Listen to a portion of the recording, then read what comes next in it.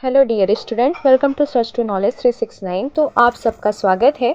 इससे पहले मैंने क्लास 6 का जो चैप्टर नंबर 11 है रिप वैन विंकल ऑलरेडी कंप्लीट करवा दिया है। अगर अभी तक आपने उन वीडियोस को नहीं देखा है तो प्लीज़ वॉच दैट वीडियो। उसके बाद से आगे से पेज नंबर 92 से मैं आज आपको कंप्लीट करवाने वाली हूँ। ओके बच्चों, तो स्टार्ट करते हैं बिना समय गवाए। When Rip awoke he was disoriented. जब रिप जागते हैं नींद से तो वो अपने आप को एकदम डिसओरिएंटेड पाते हैं, यानी बेखबर type. He found himself not in the grassy clearing where he had visited his new friends. वो अपने आप को वहाँ नहीं पाते हैं जहाँ पर वो अपने न्यू फ्रेंड्स से मिले होते हैं, but instead laying on the ground at the foot of the mountains where he had first met the strange little man. But इसके बजाय वो अपने आप को कहाँ पाते हैं? वहाँ पर अपने आप को पाते हैं। तो अपने आप को वो कहाँ पर पाते हैं? माउंटेन के फुट में पाते हैं, जहाँ पर where he had first met the strange little man. जहाँ पर वो जो अजनबी इंसान से पहली बार मिले थे, अपने आप को वो वहाँ पर पाते हैं। Oh dear, Rip thought to himself. Rip होते हैं वो अपने आप से सोचते हैं, अपने आप से कहते हैं, ये कहते हैं कि oh dear I must have slept here all right now long. मुझे ऐसा लग रहा है कि पूरी रात भर में यहीं पर सोया रह गया हूँ, जिसकी वजह से क्या होगा? What will I tell my wife. मैं अपनी वाइफ से क्या कहूँगा? Rip called out for his dog. वो अपनी डॉग को बुलाते हैं। Wolf so that they could head home, ताकि वो क्या कर सके? अपने घर को वापस जा सके। वुल्फ ही एल्ड। तो वो अपने जो डॉग होता है उनको बुलाते हैं वुल्फ, जिसका नाम वुल्फ होता है। कम हियर बॉय, यहाँ पर आ जाओ। But Wolf didn't come. But जो वुल्फ होता है, जो उनका डॉग होता है, वो वापस नहीं आता है उनके बुलाने पर। He must be off chasing a squirrel, Rip thought. तो रिप को ऐसा लगता है कि लगता है अभी भी जो वुल्फ है वो चेस कर रहा होगा स्क्वारल को, इसी की वजह से वो नहीं आ रहा है। Rip headed back to his village. तो वो अपने विलेज में वापस जाते हैं। ऑन रीचिंग देयर, जब वो पहुंच रहे होते हैं, he met many people he had never seen before. वो ऐसे लोगों से मिलते हैं जिनसे वो पहले कभी मिले ही नहीं होते हैं। The people begin two point and laugh at him. लोग उनकी तरफ इशारा करते हैं और उन्हें देखकर क्या करते हैं? हंसते हैं। This surprised him as he thought he knew everyone around his village. उनको काफ़ी ये सरप्राइज़ लग रहा था, क्योंकि उन्हें ऐसा लगता था कि भाई उन्हें ऐसा सोचते थे कि भाई मैं तो अपने विलेज में सभी को जानता हूँ, बट यहाँ पर इतना स्ट्रेंज क्यों है? ये लोग इतने अलग क्यों दिखाई दे रहे हैं? They all stared at him with surprise. तो और जितने भी लोग थे उनको काफ़ी सरप्राइजली उनको वॉच कर रहे थे, देख रहे थे।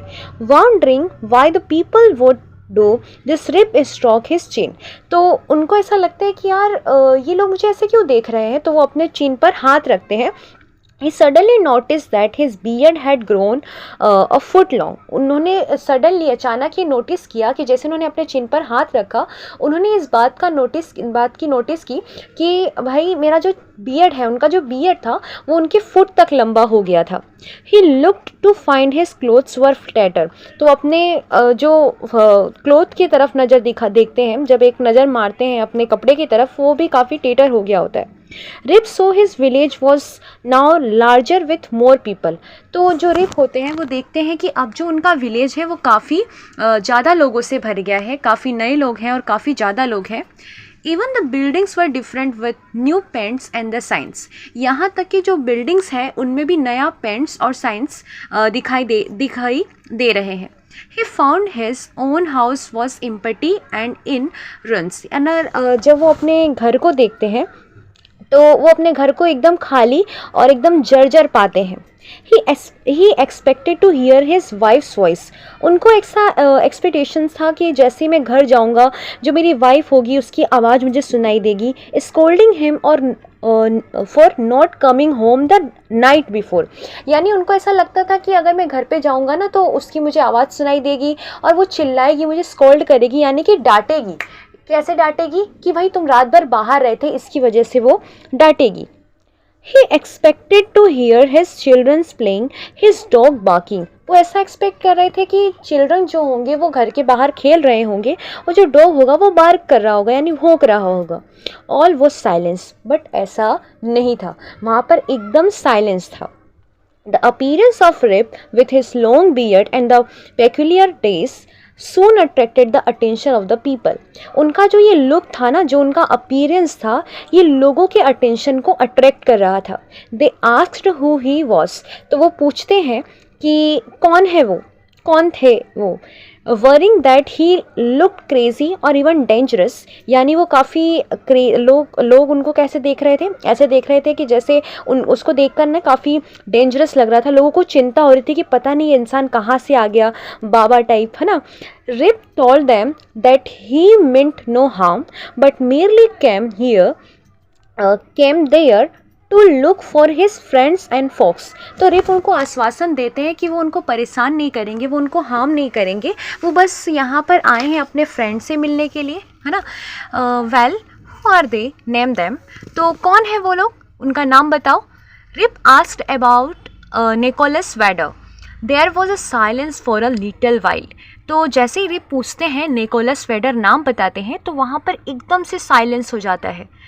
तो एक ओल्ड मैन होता है, when an old man replied, वो रिप्लाई करता है निकोलस वेडर, यानी उनका नाम लेकर ऐसे क्वेश्चन करता है कि Nicholas Vedder, why he is dead and gone this 18 years. Why मतलब बोलता है क्यों, वो तो मर चुके हैं और उनको मरे हुए भी 18 साल हो चुके हैं. Rip's heart died away at hearing of the sad changes in his home and friends and finding himself alone in the world. तो रिप ये सुनकर ना काफ़ी ये लग जाता है कि जैसे उनका हार्ट ही बंद हो जाएगा.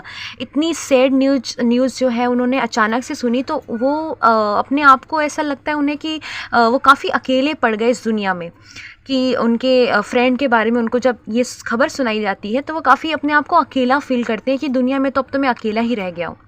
Then Rip spotted a women who looked familiar. तो रिप जो होते हैं एक वीमेन को देखते हैं जो काफ़ी फैमिलर दिख रही होती है. फैमिलर का मतलब काफ़ी ऐसा उससे देखकर लग रहा था कि ये कुछ जानी पहचानी सी लड़की लग रही है, वीमेन लग रही है. What is your father's name and where is your mother. She said that Rip Van Winkle had been her father and had gone away 20 years back from home with his gun and never has been heard of since. तो वो उस जब लड़की से पूछते हैं कि तुम्हारे फादर का क्या नाम है, तुम्हारी मदर कहाँ है, तो वो रिप्लाई करती है कि जो मेरे फादर हैं उनका नाम तो रिप था और मेरी जो मदर है, मतलब वो जो रिप है मेरे फादर, वो आज से लगभग 12 साल पहले गए थे अपने गन को और लेकर, और अपने साथ में अपना डॉग भी लेकर गए थे. बट अभी तक उनकी आने की कोई खबर नहीं आई है, वो वापस लौट कर नहीं आए हैं. वो वापस लौट कर भी नहीं आए हैं और इवन तो उनकी कोई खबर भी नहीं आई है. I was then but a little girl, यानी मैं उस टाइम पर छोटी लड़की थी. My mother passed away recently of a broken heart because of my father left the house 20 years ago and never returned. वो उनको रिप्लाई करती है कि जो मेरी मदर है वो रिसेंटली ही पास्ड हुई है, रिसेंटली ही उनकी डेथ हो गई है. क्यों डेथ हो गई है? बिकॉज ये जो उनको सदमा लगा ना, क्योंकि उनके जो हस्बैंड यानी उस लड़की उस वीमेन के जो फादर रिप थे वो 12 साल पहले ही घर छोड़कर चले गए थे और वापस नहीं लौट कर आए. ये सोचकर इस सदमे में उनकी जो मदर थी उसकी क्या हो गई, रिसेंटली डेथ हो गई है. The honest man could contain himself no longer. तो अब मैं नेक्स्ट पेज पर आ गई हूँ. तो जैसा कि आपको इमेज में दिख रहा है कि जो the honest man could contain himself no longer, क्योंकि एक ऑनेस्ट मैन होने के नाते, जैसा कि मैंने आप लोगों की स्टोरी में पहले ही बताया था कि जो रिप थे वो काफ़ी कैसे थे, ऑनेस्ट मैन थे और काफ़ी वाइस पर्सन थे, राइट. तो वो काफ़ी, बस उनकी एक ही कमी थी कि वो काफ़ी लेज़ी और इरिस्पॉन्सिबल थे, जिसकी वजह से देखो कहानी कहाँ तक आ गई है ना. तो एक ऑनेस्ट मैन होने के नाते वो अपने आप को ज़्यादा हाइड नहीं कर पाए. ही हग्ड हिज डॉटर, उन्होंने अपनी डॉटर को हग किया. आई एम योर फादर, मैं तुम्हारा पिता हूँ. ऑल स्टूड अमेज्ड, यानी जितने भी खड़े थे ना वो काफ़ी अमेज्ड हो गए कि ओ माई गॉड, मतलब he is Rip Van Winkle. An old woman looked at his face and exclaimed, "Sure enough, it is Rip Van Winkle. It is himself." तो जो विमेन होती है उसको देखती है और वो बोलती है, सॉरी, इतना काफ़ी है, पक्का यही रिप वैन विंकल है और welcome home again old neighbour. तो जो पुराना उसके जो पुराने पड़ोसी होते हैं उसमें से एक वीमन बोलती है कि इसमें कोई डाउट नहीं है, यही रिप विंकल हो सकते हैं, तो आपका वापस से अपने घर में स्वागत है, वेलकम है। Why where have you been this 20 long years. वो पूछते हैं कि भाई क्यों और कहाँ थे आप 12 साल पहले। The story of Rip's strange disappearance spread quickly. तो ये जो स्टोरी थी रिप की काफ़ी स्ट्रेंज डिसअपियरेंस, यानी किसी को पता नहीं था कि वो कहाँ पर हैं, और इतने सालों तक गायब रहना, ये जो न्यूज़ थी ना काफ़ी जल्दी से स्प्रेड हो रही थी, फैल रही थी, and became somewhat of a local legend. People marveled at his style. He spent his remaining days sharing his style, imparting wisdom and reminding others to appreciate the meeting beauty of each passing day. तो ये जो story थी यानी कि rib की, तो लोग as a मतलब टाइम पास के लिए या यूँ कहा जाए विजडम लेने के लिए क्या करते थे, इस स्टोरी को सुनते थे, सुनाते थे। ये एक स्टोरी ही बन गई वहाँ की। तो जैसा कि स्टोरी में आगे ही लिखा था कि हम माउंटेन के बारे में, इस माउंटेन की कहानी काफ़ी स्ट्रेंज है, तो वही एक कहानी जो स्ट्रेंज थी जो हमने यहाँ पर रीड करी है रिप वैन विंकल की। ओके बच्चों, तो यहाँ पर हम जो हमारा चैप्टर है रिप वैन विंकल का चैप्टर नंबर 11 कंप्लीट होता है। इससे पहले मैंने पार्ट 1 और पार्ट 2 ऑलरेडी कंप्लीट करवा दिया है। मैं फिर से कहूँगी कि अगर आपने उन वीडियोस को नहीं देखा है तो प्लीज़ वॉच दैट वीडियो और ऐसे ही पढ़ते रहिए। Thanks for watching.